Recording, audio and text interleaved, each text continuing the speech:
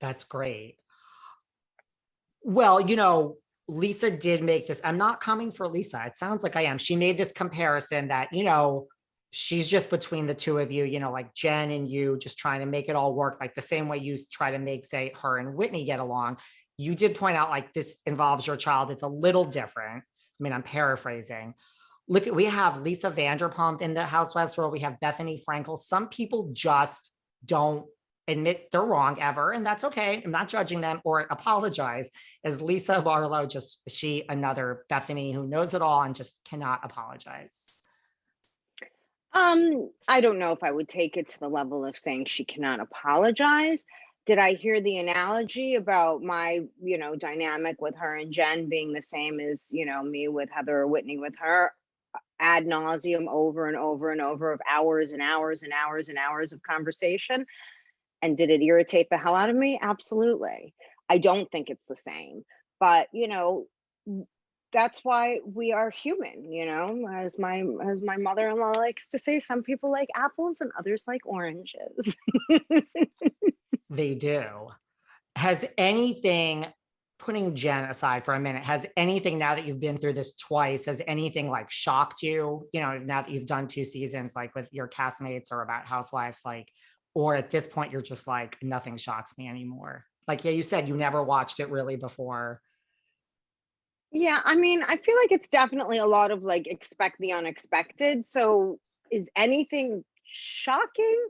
I mean, kind of, but no, it's like you're always waiting for the next bomb to drop because we're all so different. And like I said it when we were first, starting to talk, like I say something and I think there's no way anyone would interpret it in any way other than what I really mean.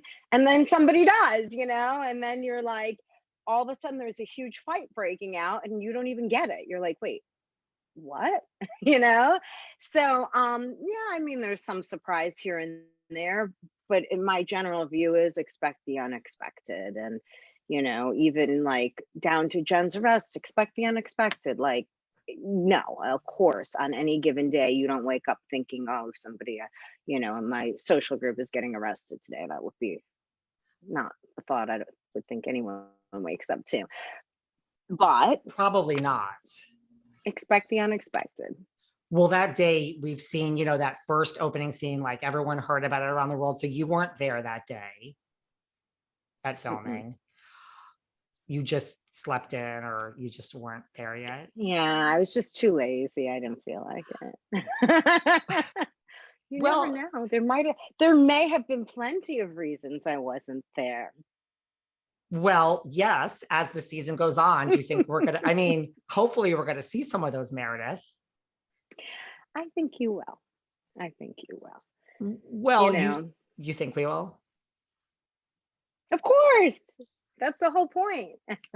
That is the whole point. Well, listen, you say that, you say what you mean and you don't think how one word could be misinterpreted. But, when you were on Watch What Happens Live and you said to Andy Cohen, when he said whatever he said, did you call the feds on Jen? You said, as I said, don't mess with my family. So did you call the feds on Meredith? Did you call the feds on Jen Shah, Meredith? Oh my gosh. What do you think? Oh, Seth just walked in. Hi, honey. Tell Seth hello. If Seth would like to say hello to everyone, I'm not going to argue. Here, you want to come say hi? I'm on with David Yontef. I'll take my AirPod out. Did you plan that just so you don't have to answer this question? Oh, that's so sweet. Oh, whoops. I can't hear you. Hold on. Sorry. You're still on my AirPod. We love a visit by Seth. Okay, we got you. He was just bringing me lunch. Hey. How nice is that? How are you? That is nice. You're bringing her lunch.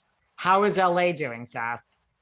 Oh, we love it. I love it. I want to live here full time. You guys need to be there half the time. You need to be in New York the other half the time, and then Salt Lake a little bit, right? But that's sort of like what I want to work on is a third, or a quarter, and then a quarter of travel. Listen, I am LA, Salt Lake, travel. I am so there in life too. I mean, I would never not call New York my home, but same thing, like LA, Florida, New York, and then travel. Totally get it. Where are you? Where's home for you, David? New York City. So I'm in Chelsea.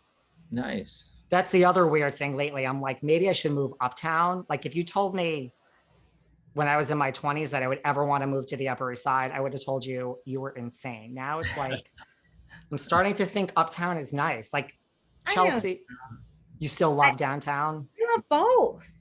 Like, I don't think you can go wrong, you know? You can't. Listen, New York will always be one of the best cities. No question about that. How are you doing, Seth, now that it's season 2? Have you adjusted to this new life yet?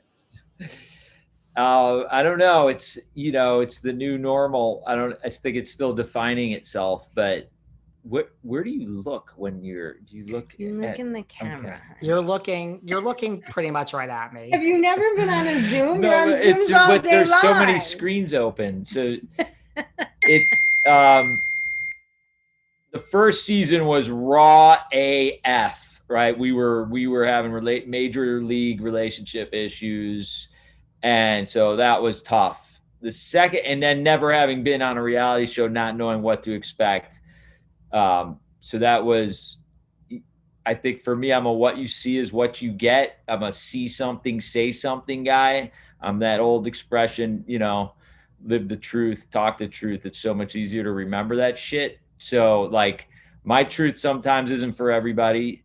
And in the first season, it wasn't even for me. So the second season, I'm more the class clown that I grew up as. And, that also isn't for everybody, but it's definitely for me.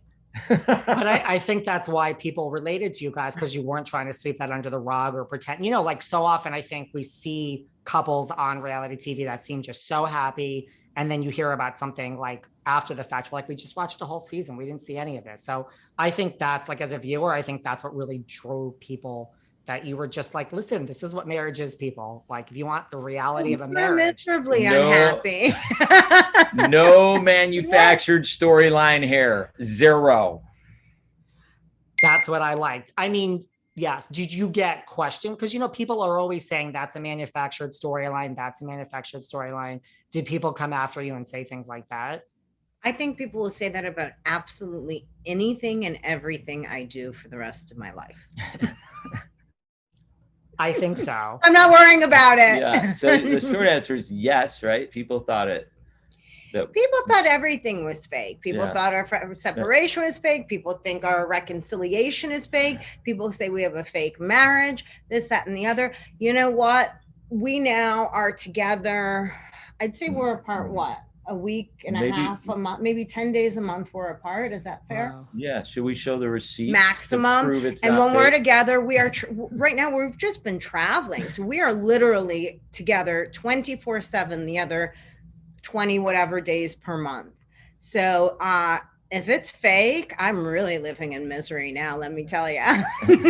Listen, So in season 1, if we showed you our 12-month couples therapy bill, our individual therapy bills, you would say something's happening in this year with these people. Holy shit, they're spending more than they're making, and it's all on therapy. And it's hot, like, holy shit, what is wrong with these people? Oh, let's put a reality show. Let's go put cameras in their face while both of these humans are on fire after a 25-year marriage.